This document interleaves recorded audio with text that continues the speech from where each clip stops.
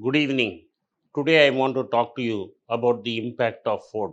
As soon as Ford India closed down, I did several interviews and one in the Economic Times where I talked about the impact. Today some numbers have come to us and look at staring at us. The Federation of Automobile Dealers Association of India has put out some numbers. What it says is the departure of Ford is going to cost 25,000 jobs in dealers and service centers. Ford is now forcing its dealers to sign a non disclosure agreement and is not willing to give a transparent solution to the problems faced by the dealers. The dealers of Ford have made huge investments in working with them and made in creating infrastructure to create showroom and workshops. There are more than 100 Ford dealerships across the country. Ford has been active for 25 years.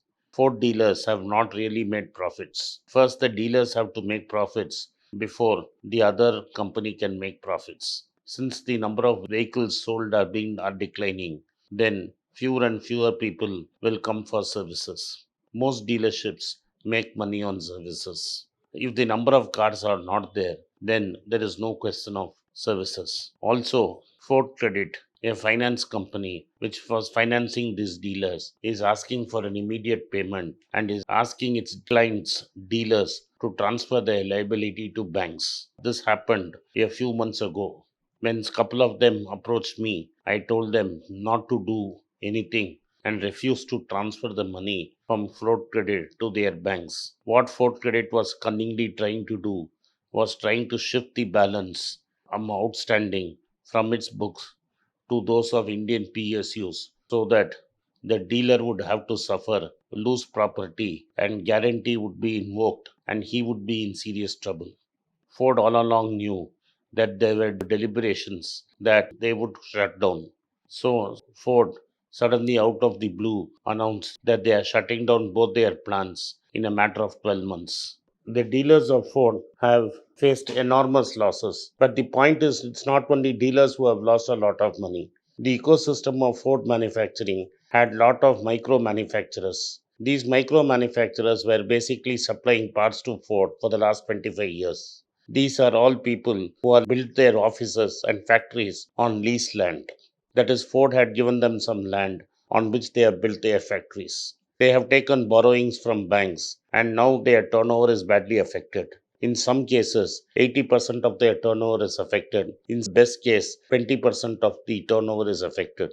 This means that they have to let go of people. There are three types of suppliers. Suppliers who are primarily dependent on Ford. There are also people who are dependent a portion of their business on Ford. And finally, there are people who are depending on a very small portion of their business on Ford.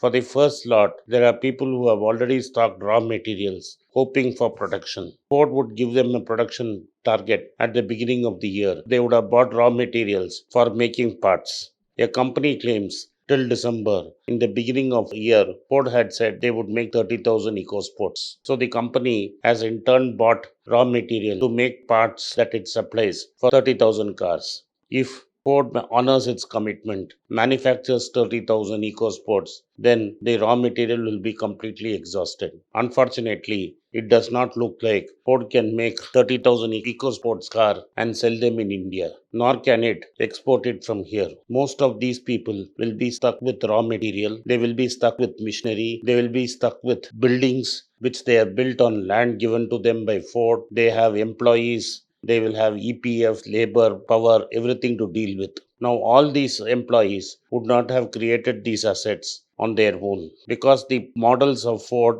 and any other car company continuously keep changing. These companies have to keep on upgrading themselves, and because these companies keep upgrading themselves, it is very difficult for them to switch over to another car supplier, another car manufacturer, and supply to them. The other big car manufacturer in Madras is Hyundai. Hyundai has its own set of Tier 1, Tier 2, and Tier 3 suppliers. Production in Hyundai itself is down because of chip shortages. And because chips are in big short supply, number of cars that are being produced are less. This in turn is affecting the existing Hyundai suppliers. To expect that Hyundai will absorb the Tier 1, Tier 2, Tier 3 suppliers of Ford is stretching it a bit too far.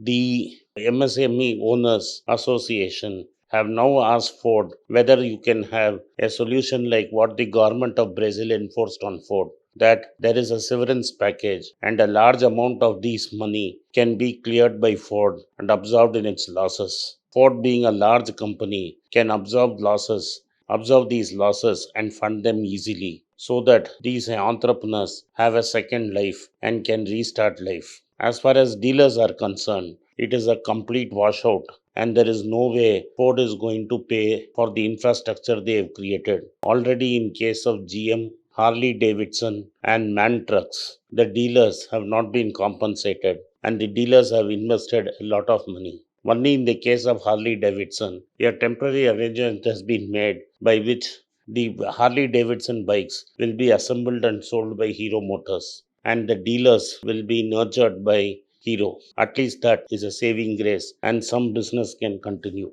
But in case of Ford dealers and MAN truck dealers, it is not possible to shift to another manufacturer because overall in India for the last 4 years, sales of cars has been flat, and in case of commercial vehicles, the sales has been less. And because of declining sales, even dealers of other manufacturers of commercial vehicles have shut down shop. So it is not possible for dealers of Ford, GM, and MAN to shift to another manufacturer and do their business. The dealer's life is an extremely tough one because he has to borrow money to set up the showroom. He has to borrow money to fund his stock holding. He has to find a financier so that his customer can borrow.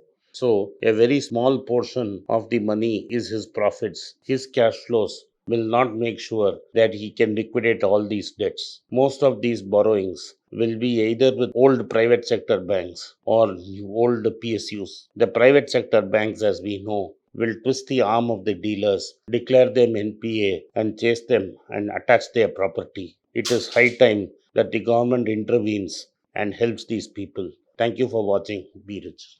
It's a great privilege and honor that so many of you in thousands have subscribed to my channel and have supported me. I have written 2 books in English, The Alchemy of Money and Ordinary Stocks, Extraordinary Profits.